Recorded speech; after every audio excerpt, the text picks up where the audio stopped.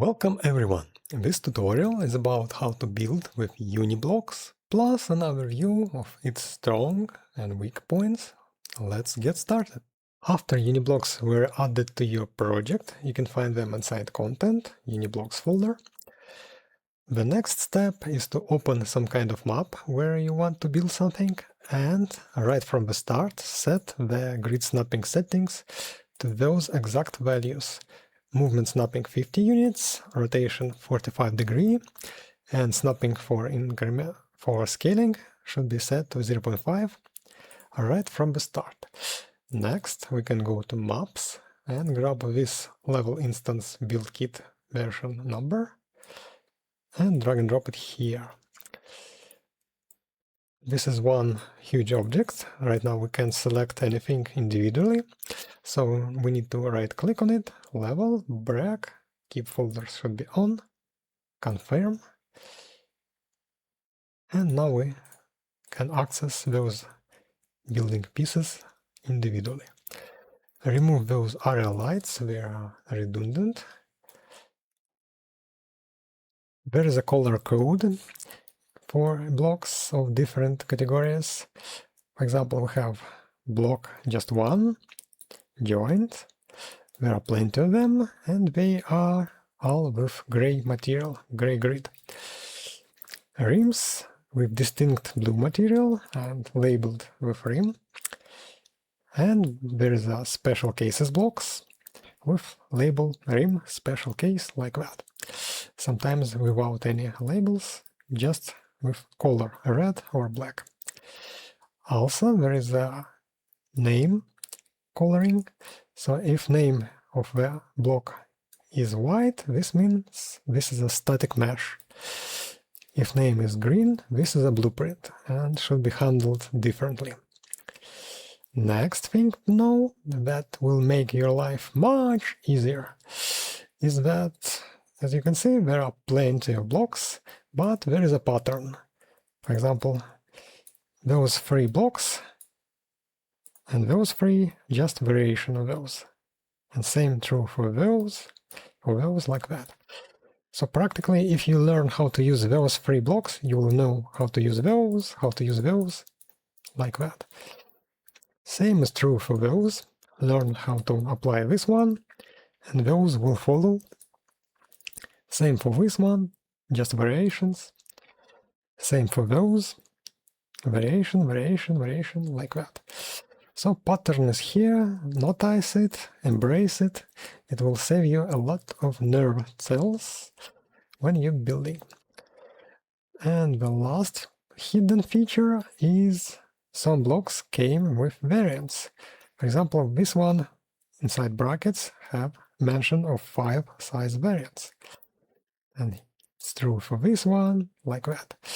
To access those variants, you need to go to the block properties, static mesh, and in this drop-down list, you can select different size or shape variants, like that. This one, same. Just follow naming pattern, R25, radius 25 centimeters, stuff like that. And the last feature is fading. With distance, those colorful materials will fade out to clay, neutral gray. This done on purpose. So, for example, if you build some kind of house, you will clearly see its shape when you move away far enough, 30 meters by default. And when you get back to the actual building, you will see color code clearly and will know what function of those blocks, how to use them. This is handy. All mistakes are easier to spot without those colorful materials. So this is the function of this fading effect. You can disable it on per material basis, just in case. Time to build something. To make this process a bit more pleasant, I want to assign grid material to ground I think will be a better choice for markup, like that. Disable grid here, and I think this will be a bit more cleaner than default checkerboard. Okay, how building happens inside Uniblocks? Well, some blocks are marked as scalable. Those arrows will indicate what directions they can and should be scaled. This one can be scaled in two directions. Let's duplicate it and scale. And scaling increment 0.5 means that each scale step will be exactly 0.5 meters. And again, this is reliable. Thanks to this trick, each time you scale, you will still stay on the grid, still compatible with all those blocks to be seamlessly connected to this one. This is one of the core features of Uniblocks, so this is used a lot. Okay, we created something, now time to join those two blocks using joins. There are plenty of them. What's special about those? Orange material indicates that there is sharp edge here, here, and it also indicates that orange should be connected to orange. So let's grab this one, move it into position, and as you can see, it's orange here and here. Those sides are also orange, and when we move it into place, it fits perfectly. And like that, we did our first joint. On this side, there is a smoothing. We can try to get closer to see it more clearly. Yes, like that. So orange sides are sharp and should not be visible to the user, to the player, and non-orange are smoothed one way or another. Okay, but there is another advantage of having joints. They can have different shape. For example, joint with a rounded side can turn our building into something more futuristic or retro-futuristic, just like that. Duplicate it here, rotate it in place. Quite nice. Now let's duplicate both of them and apply on the bottom side. This is how joins work. Their function is to join something together. Okay. There are rims. Those are, as their name suggests, are applied to the rim of the block. For example, we have opened rims here. Those are with orange color, and this orange side, only one, at least one huge one. This is the way to connect this block to those walls and floors and ceiling. Stuff like that. Put it here. Okay, why I left so much space here? Because there is a special bended rim to fit right there. Rim bend rectangular and rim bend rounded with 50 centimeters. As you can see, it's orange side hints where to connect, so it's quite reliable. And if everything connected right, there will be no orange sides visible. So when we put this one here, it will cover remaining orange side.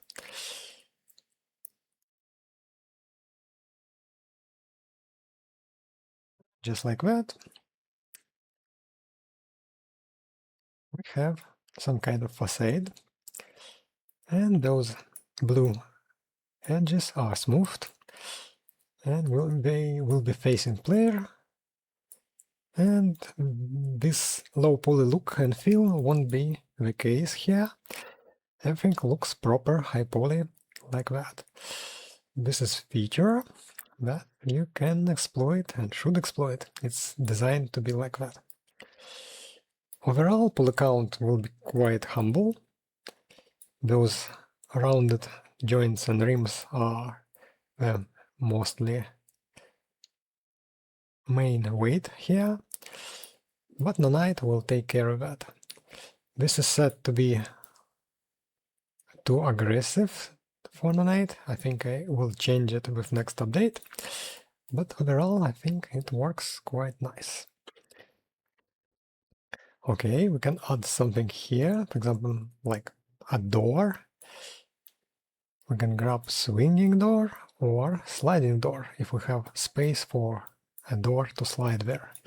Let's do that, grab this one, and separator also should be in package.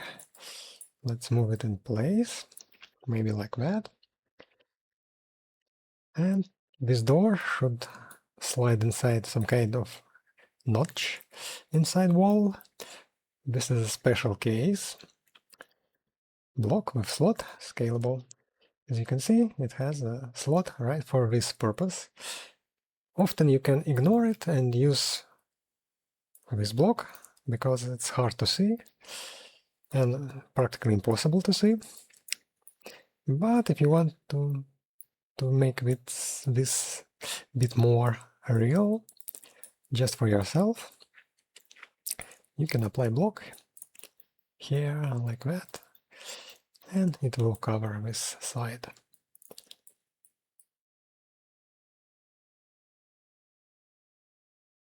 Okay, scaling blocks, and our entrance is ready. We can test it.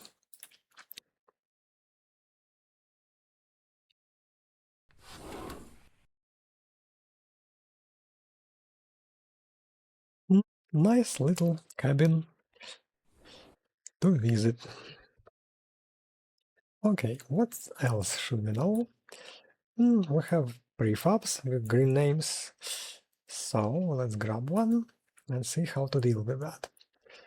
Prefabs should not be scaled, so if you want wider steps, wider parent, you should go to its properties, select width or length parameter and change it.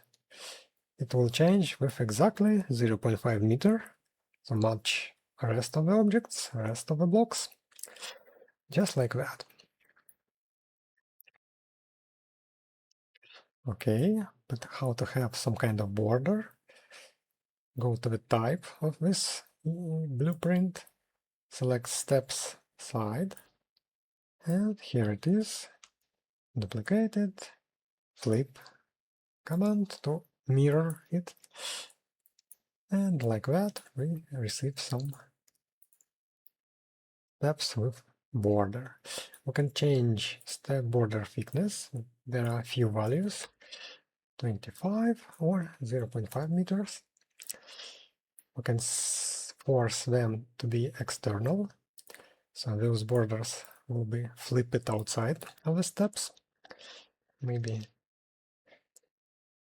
0.25 value it's better, and we can set height for the border to be larger than that. For example, something like 0.75, like that, and I think we need to move those to be here and make those steps just a bit wider. This is it. Okay, what else can we do? Well, we can add stairs. Those are, instead, parent can't be much taller than 0.5 meters. There's no way. But steps, stairs can be easily. Their height parameter allows them to be like that. So let's move those, duplicate those and move inside building. It will be wise to start building with steps involved because they're lengthy, they require a lot of space. For example, if we want height about to reach next level, next stair, next, oh, what's the word? Next,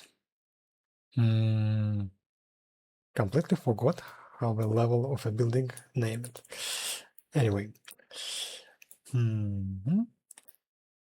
that width of those. And as you can see, there are quite a few meters to cover. So you should plan ahead, right at the beginning, to fit those in your build, because if you add them later, this can be disastrous and you will force it to remake a lot of the parts of your building. Just like that.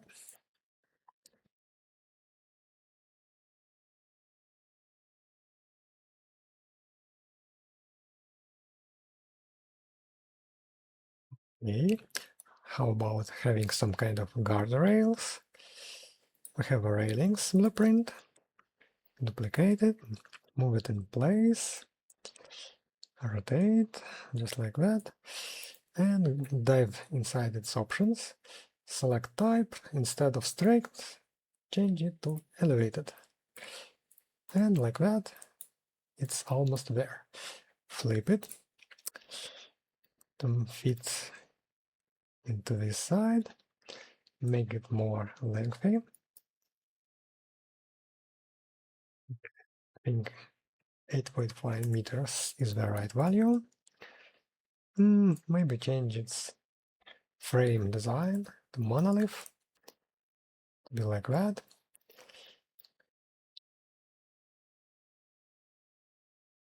If you don't like this effect, you can flip it to the other side and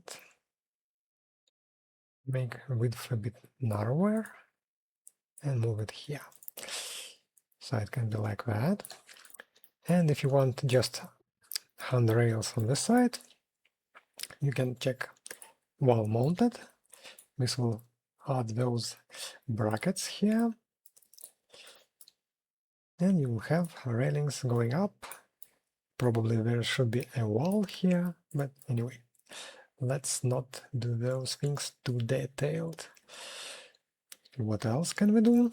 I think we should add some windows. Windows can be openable on an editor. There are windows rectangular, just panels that cannot be opened. Let's start with those. Let's have it here, for example.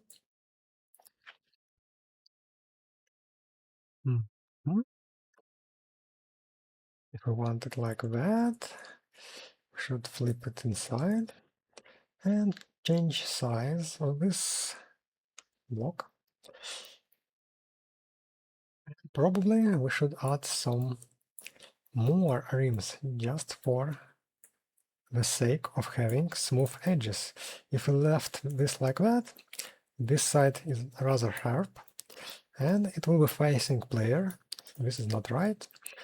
So let's move it aside and we can just grab a rim nearby, or we can go and grab this one here and set it to be work as some kind of frame for this window. One is here, but we need our corners for rims, so let's free some space and remove this wall block.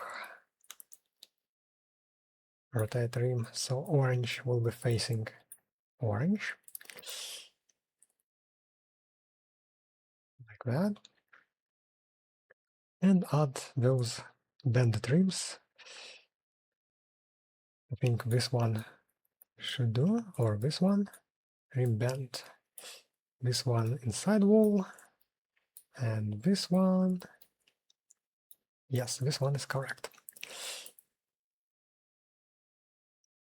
There are plenty of those. Sometimes you will mess them. For example, those looks very similar. So let's grab both of them and see how this can be resolved on the ground. So let's say we want this one here. We'll move it in place,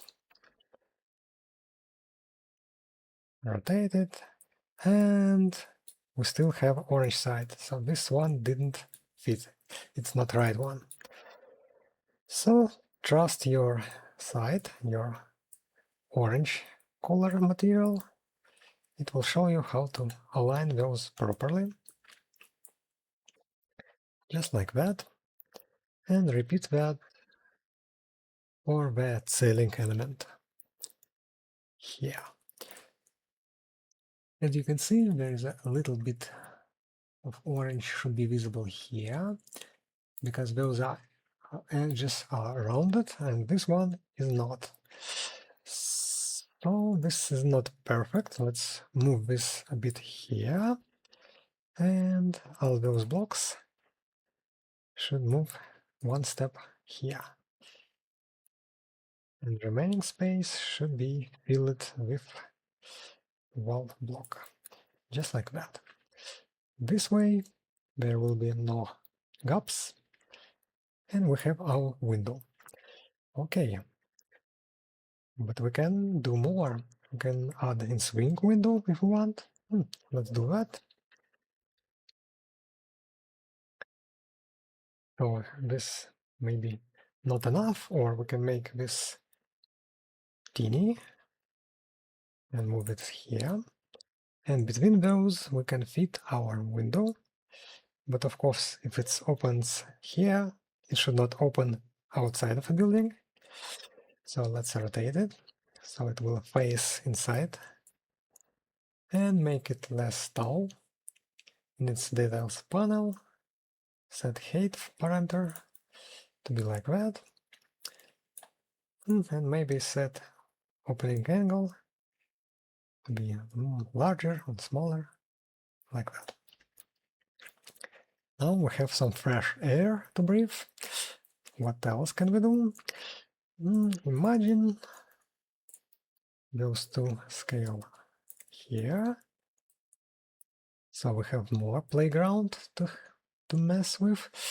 And we want a window here, but not a rectangular one, but shaped one. So first things first, let's to speed up things, duplicate those rims we used to create window hole. So let's put them here. Free space, more space for large windows. And I think let's move window shaped blueprint here. Rotate it in place, just like that. And it almost fits. Let's flip it, or unflip if it's already flipped. And fill those spaces with special blocks. This should be a rim, this one, a rim quarter rounded. Let's grab it. It has size variants, and very likely this one is very huge, so we need to switch on a proper variant to fit. So let's move it in place. It should be used on top of those rims, just like that. If you place it here, there will be teeny little bit disconnection, and you will see a bit of orange material beneath.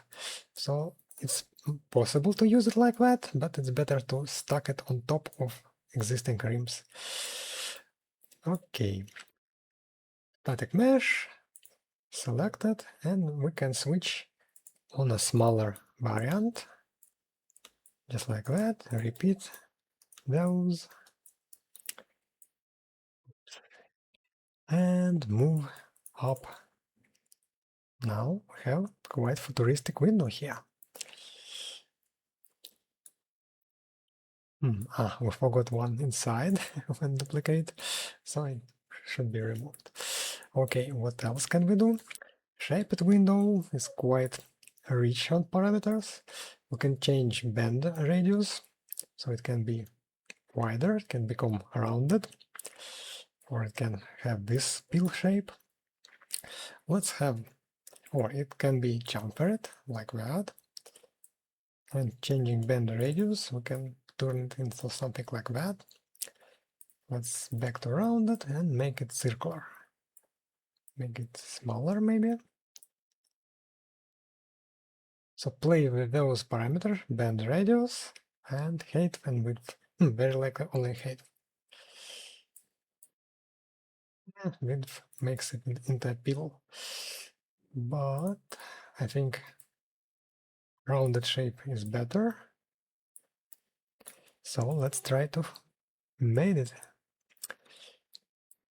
I think those should be duplicated, just like before. Now this orange side connects to this orange side, so we have a nice gap, nice separator here. Those should move right here. This one fits here perfectly, but now we need to fill those gaps at the bottom and the top. And we can grab our water rims. Bit small to pick. Move those here and here. And again, select all four of them, go to static mesh, drop down menu, and change their radius to be closer, 150 in this case.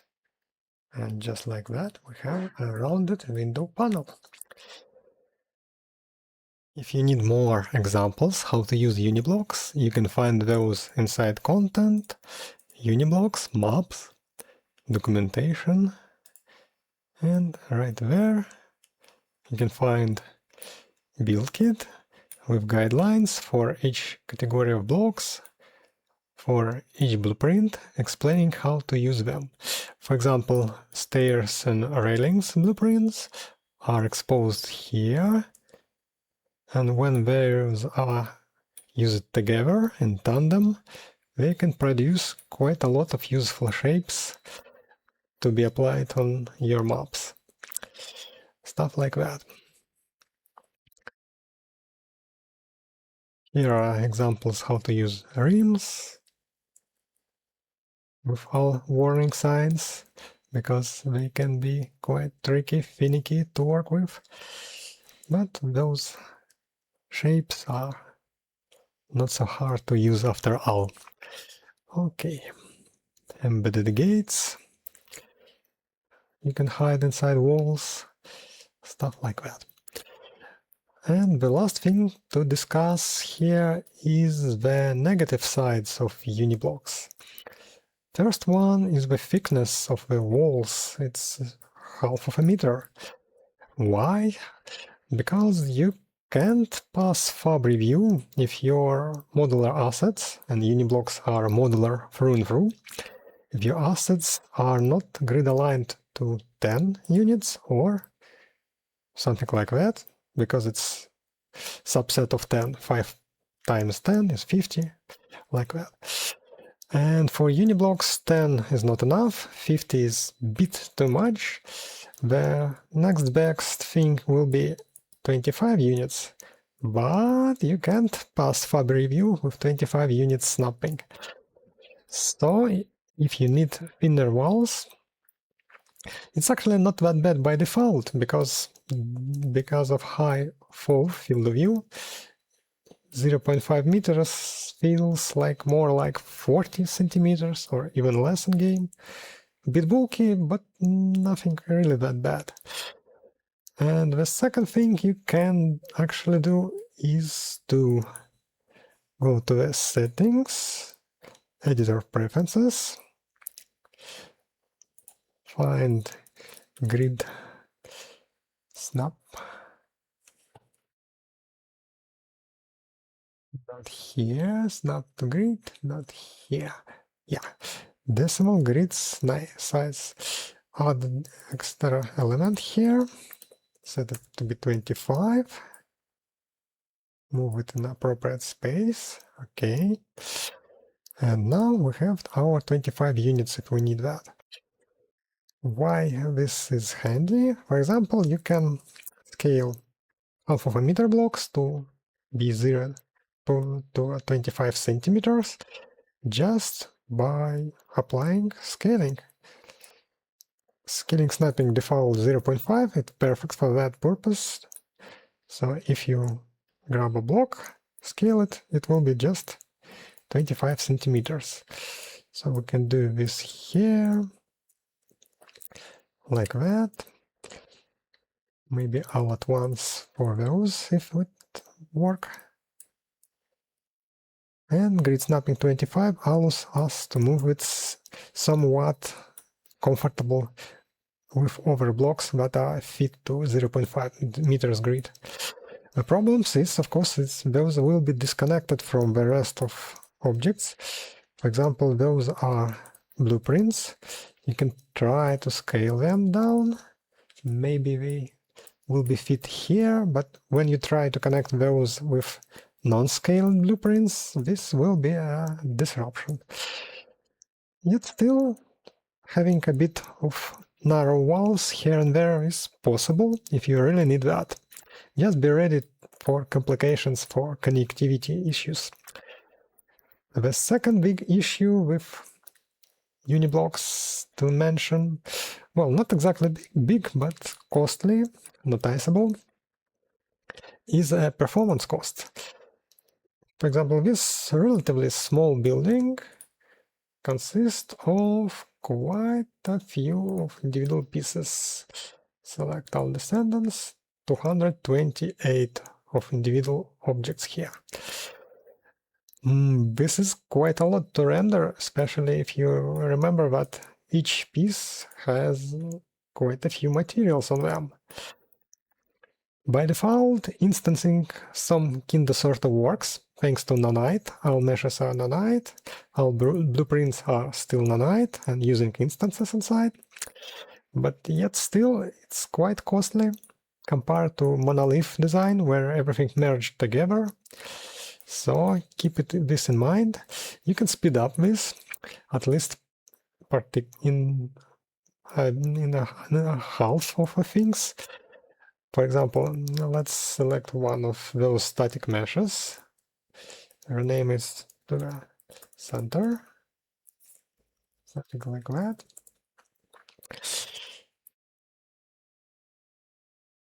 And thanks to different naming, BP for blueprints UB, SM UB for static meshes, they can be easily separated. So all static meshes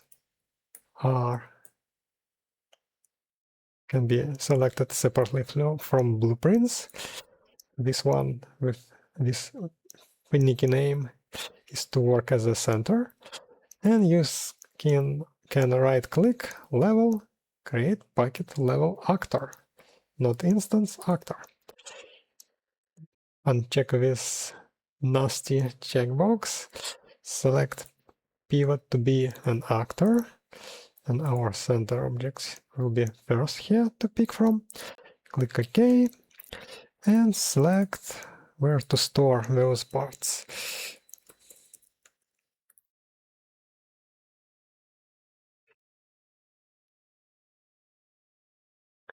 Then it will appear again, click Save.